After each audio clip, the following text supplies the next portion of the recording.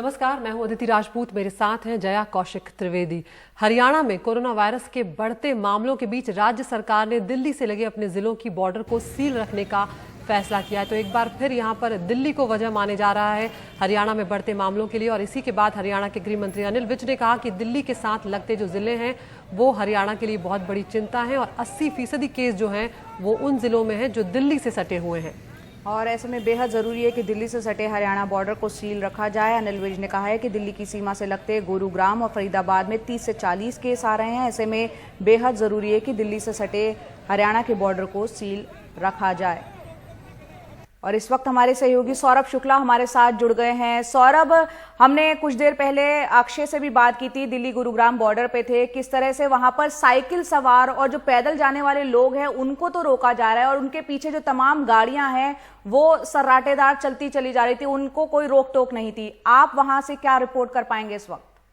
खत्म हो जाएगी, लॉकडाउन खत्म हो जाएगा। देखिए बिल्कुल जय, इस वक्त हम लोग बिल्कुल बॉर्डर पर आया। यहाँ एक तस्वीर देखेंगे, यहाँ से गाड़ियों को जाने दिया जा रहा है, ये कार है और उनको जाने दिया जा रहा है, लेकिन यहाँ से पैदल और साइकिल से जाने वालों को रोक दिया है। जो आपके कैमरे पे हमें दिख रहा है वो दिल्ली पुलिस है और बैरिकेड के उस पार गुरुग्राम पुलिस है जो कि साइकिल और पैदल जाने वालों को आगे नहीं जाने दे रही है।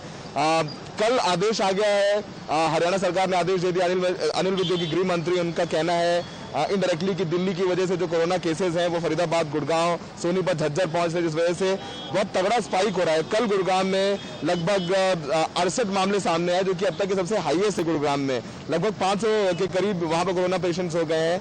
फरीदाबाद में भी केसेस बढ़ते जा रहे हैं। हमारे साथ कुछ ऐसे लोग हैं जिनको आगे जाने से रोक दिया गया है और वो बेहद नाराज हैं। आपका नाम क्या है? सर मेरा नाम करुणेश पांडे है। कमलेश पांडे, आप क्या गुड़गांव में काम करते हैं? जी, मैं गुड़गांव काम करता हूँ, दिल्ली में रहता हूँ। हमारी दिल्ली पुलिस हमें कहीं नहीं रोक रही है। अभी भी थी, इनको ऑफिसरों से इन्होंने बात करा लेकिन फिर भी हरियाणा पुलिस नहीं मान रही है। क्या कह रहे हैं वो आपसे? वो कुछ नहीं बोल रहे, बस खाली गालियाँ देते हैं, लेके लाठी दौड़ा लेते हैं, बस खाली, और कुछ नहीं बोलते। क्या करते हैं आप? हम कटिंग मास्टर है, कटिंग करते हैं। हमारे यहाँ पीपी किट बनता है। अच्छा, हाँ, किट बनाते हैं आप लोग? पीपी किट बनाते हैं जी। अच्छा, आपको भी रोका है? जी हाँ, रोकते हैं जी। वैसे ही कंपनी में सिलाई करते हैं। सिलाई काम करते हैं जी। तो आपका काम खुला हुआ, फैक्ट्री खुली हुई है? कैफेटेरिया, हाँ जी। काम करता हूँ भाई, कंपनी वाले पैसा नहीं देते हैं, बोल रहे हैं कि 1 तारीख से लेकर 14 तारीख तक कंपनी पैसा देगी, उसका बाद पैसा नहीं देगी, छुट्टी में। तो अदिति देखिए, यहाँ पर वो तमाम लोग हैं, ये वही लोग हैं जो कि लोअर मिडिल क्लास के, गरीब तबके के लोग हैं जो कि 5 से 10 हजार रुपए कमाते हैं। उनको रोक दिया गया और उनकी फैक्ट्रियां खुली हुई हैं और ये कह रहे हैं कि अगर देखिए उन्होंने जैसे बताया कि अगर ये नहीं जाएंगे तो उनका मालिक कह रहा है कि नौकरी से निकाल देंगे।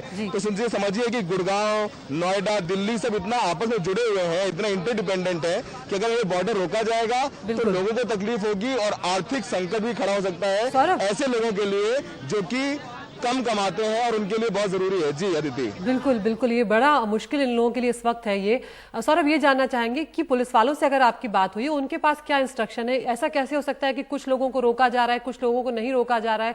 क्या उन लोगों के पास कोई साफ निर्देश नहीं है अभी तक? देखिए बॉर्डर पे सील होने के आदेश आ गए हैं तो साइकिल और पैदल वालों को तो रोक रहे हैं, लेकिन जो हमारी बात हुई एसएचओ लेवल का एक अधिकारी है हरियाणा पुलिस का, उसका यही कहना है कि हमें ऊपर से आदेश है कि यहाँ पर साइकिल से और पैदल जाने वालों को आगे ना जाने दिया जाए। तो वाकई में ये जो रवैया है, ऐसा लगता है हरियाणा पुलिस की तरफ से भेदभाव करने वाला है। 2 तस्वीरें हैं, देखिए एक तरफ से यहाँ एक तरफ देखिए एक बढ़िया फर्राटे से गाड़ियां जा रही हैं और आपको अच्छी खासी ट्रैफिक दिखेगा। रुकिए, ये अच्छा खासा ट्रैफिक है जो कि गुड़गांव जा रहा है, दिल्ली से लोग गुड़गांव काम करने जाते हैं। और यहाँ पर जरा पीछे देखिए, ये साइकिल पैदल जाने वाले हैं जो गरीब हैं, उनको यहाँ पर गुड़गांव पुलिस ने रोक दिया है। कुछ पर थोड़ी सी लाठियां भी बरसाई गई हैं और सबसे बड़ी बात यह है कि अब इनकी सुनवाई नहीं हो रही है और हो सकता है कुछ घंटों बाद स्थिति थोड़ा ज्यादा क्लियर हो। लेकिन इस समय जो पैदल और साइकिल वाले बेहद नाराज हैं, उनका यही कहना है कि एक भेदभाव हो रहा है और काफी लोगों की नौकरियां हैं, अगर वो नहीं जाएंगे तो उनकी तनख्वाह काटी जाएगी, क्योंकि जो सारी इंडस्ट्रीज हैं, फैक्ट्रीज हैं, वो खुली हुई हैं और इनको आगे नहीं जाने दिया जा रहा। तो फिलहाल आधिकारिक तौर पर फरीदाबाद, गुड़गांव, झज्जर, जितना भी हरियाणा बॉर्डर है दिल्ली के साथ, वो सब सील कर दिया गया है, क्योंकि सरकार को लगता है, हरियाणा सरकार को लगता है कि दिल्ली से कोरोना के जो मामले हैं वो हरियाणा पहुंच रहे हैं, जिस वजह से हरियाणा में केसेस में स्पाइक आ रहा है। जी सौरभ, बहुत बहुत शुक्रिया इस पूरी जानकारी के लिए आपका। और अब बात करते हैं पटना हाई कोर्ट की, जिसने मुजफ्फरपुर रेलवे स्टेशन पर कफन को मां का आंचल समझकर खेल रहे बच्चे का जो वीडियो वायरल हुआ था उस पर संज्ञान लिया है। कोर्ट ने केंद्र सरकार और बिहार की सरकार से इस पर जवाब तलबी की है, उनसे जवाब मांगा है कि आखिर ऐसी घटना क्यों हुई। और इस मामले में कोर्ट के कुछ सवालों का जवाब देते हुए कल राज्य सरकार की ओर से बताया गया कि वो मानसिक रूप से बीमार थी, लेकिन उसके परिवार वालों का कहना है कि वो पूरी तरह स्वस्थ थी और उसकी मौत भूख से हुई। आपको सुनवाते हैं उनके पिता का बयान। तो क्या गाड़ी में व्यवस्था वाला नहीं था क्या? नहीं, कुछ व्यवस्था वाला नहीं था। व्यवस्था होता तो ये बच्चा हमारा गुजर जाता। अच्छा, ये दोनों बाल बच्चा का पालन पोषण अब कौन करेगा? वो पालन पोषण वो नाना नानी करेगा। आप कौन है? हम उसकी नाना है बच्चे की। क्या चाहते, सरकार से क्या चाहते हैं? जो मदद करेगा सरकार वही चाहते हैं, नहीं करे तो कोई ये नहीं है, मदद कुछ करेगा, बच्चा का सहायता करेगा, इसलिए यही है बात।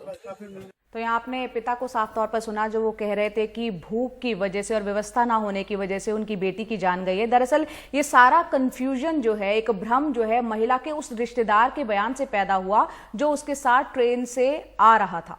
और मुजफ्फरनगर पहुंचने के बाद उसने कहा था कि भूख से नहीं बल्कि गर्मी के चलते उस महिला की मौत हुई है। वो बयान आपको सुनाते हैं। तबीयत खराब नहीं था, कुछ नहीं था, सही था, अच्छा भी था, खाता था। गर्मी अधिक कर गर्मी अधिक पड़ा, इसको भी ट्रेन रुक गया रास्ते में काफी देर, इसलिए पंखा नहीं चल रही थी। पंखा उनका सब चला था। खाने पीने मिला था आप लोगों को? हाँ, सब कुछ मिला था, खाने पीने। और हम रुक कर सीधा हमारे सहयोगी मनीष कुमार का। मनीष, यहाँ पर पटना हाईकोर्ट ने खबरें देखकर संज्ञान लिया है। ये जिस तरह का मामला था, सबका दिल दहल गया था ये तस्वीर देखकर, उस मासूम बच्चे की तस्वीर देखकर। यहाँ पर राज्य सरकार ने क्या दलील दी है और उसके बाद हाईकोर्ट ने क्या कुछ कहा है? देखिए, पहले मैं बता दूं कि ये घटना जो है मुजफ्फरनगर की नहीं है बल्कि मुजफ्फरपुर की है। और इस घटना का संज्ञान लेकर जब कल कोर्ट ने 2 बार सुनवाई हुई और दूसरी बार सुनवाई के दौरान राज्य सरकार के वकील ने कहा कि ये जो महिला है वो मानसिक रूप से बीमार थी और कोई भूख की बात जो की जा रही है वो गलत है। और उन्होंने कहा कि इसके एक ही बच्चा है, लेकिन ये सच्चाई से कहीं परे है, क्योंकि लगता नहीं है कि राज्य सरकार के वकील को सारी चीज़ों की जानकारी थी, क्योंकि इस महिला के 2 बच्चे हैं। दूसरी बात यह है कि जो उनके साथ ट्रैवल कर रहे थे, अभी हमने उनका बाइट नहीं दिखाया है, लेकिन कल जो उन्होंने बाइट दिया था उसमें उन्होंने कहा कि वो जो है ट्रेन में काफ़ी मुश्किलों का सामना करना पड़ रहा था। और जब सोमवार को भी उन्होंने कहा था तो उनके 2 वर्जन आए थे। एक में उन्होंने कहा था कि हाँ, काफ़ी कष्ट था और सांस लेने में दिक्कत आ रही थी जिसके कारण मौत हुई। लेकिन एक बात की सच्चाई है अदिति कि ये मौत जो है वो ट्रेन के अंदर हुई। ट्रेन के अंदर कहीं ना कहीं सुविधाओं का अभाव था जिसके कारण मौत हुई। और अब इस महिला के 2 बच्चे जो हैं वो अनाथ हो गए हैं, वो अपने नाना नानी के ऊपर निर्भर हैं।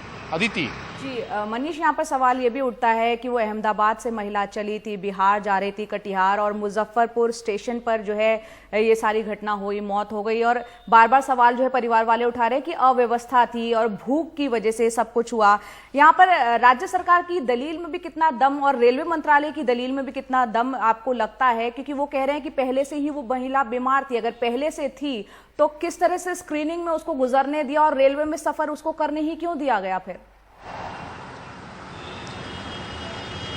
निश्चित रूप से जो आपने जो सवाल उठाया है वो काफ़ी वाजिब है, लेकिन मैं आपको बता दूं कि रेलवे और राज्य सरकार दोनों महिला को मानसिक रूप से बीमार घोषित कर एक तरह से पल्ला झाड़ रही है, क्योंकि राज्य सरकार की तरफ से कई सारी चूकें हुई हैं। एक तो उन्होंने इस मामले में कोई पोस्टमार्टम नहीं कराया, सीधे परिवार वालों के लिए एम्बुलेंस का इंतजाम कर उन्हें एक तरह से बरियल करने के लिए अनुमति दे दी। शायद अगर पोस्टमार्टम कराते तो बात सच सामने निकल कर आती। दूसरा पक्ष यह है कि अगर आप इस महिला को एक तरह से थोड़ी देर के लिए हटा भी दें, छोड़ भी दें, तो ये जो श्रमिक स्पेशल ट्रेनें हैं उसमें कई सारे लोगों की मौत हुई है। करीब 10 से अधिक लोगों की मौतों की खबर अभी बिहार में आ चुकी है। तो सवाल यह है कि अगर ट्रेनों में सब तरह की सुविधाएं हैं तो आखिर लोग क्यों मौत के गाल में समा रहे हैं? मैं आपको एक और घटना बताता हूं कि दिल्ली से पटना राजधानी आ रही थी, ये 2 दिनों पहले की घटना है। और उस राजधानी के जो चीफ टिकट कलेक्टर हैं उनको काफ़ी फीवर आने लगा और उन्होंने हर स्टेशन पर खबर की, लेकिन पटना वो आ गए, किसी भी स्टेशन पर कोई डॉक्टर की सुविधा उनको मुहैया नहीं कराई गई और आखिरकार उन्हें खुद से अपने आप को एडमिट कराना पड़ा, जो एक तरह से दर्शाता है कि रेलवे जब राजधानी जैसी ट्रेन में अपने ही अधिकारी के लिए अगर मेडिकल इमरजेंसी में सुविधा उपलब्ध नहीं करा पाती है तो आम लोगों का क्या हाल होगा। बिल्कुल मनीष, बड़ी बात आप कह रहे हैं यहाँ पर। और अर्थव्यवस्था जो है रेलवे की वो लगातार सामने आ रही है। 1.5 दिन का सफर 5-5 दिन में पूरा हो रहा है और मजदूर जो हैं वो ट्रेनों में भूखे और प्यासे रहने को मजबूर हैं। और इस तरह से अव्यवस्था पर सरकारें तमाम दलीलें दे रही हैं, लेकिन इससे सच छुप नहीं सकता। एक ब्रेक के लिए रुक रहे हैं।